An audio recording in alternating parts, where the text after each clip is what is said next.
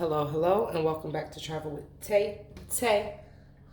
So, I've been wanting something sweet, and I don't want to drink the super duper sugary filled juices.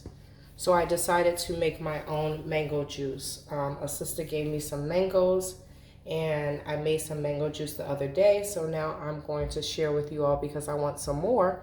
So I'm going to share with you all the 3 ingredients as to how to make some natural mango juice.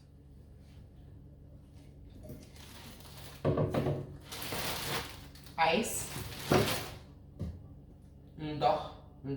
water, mangoes.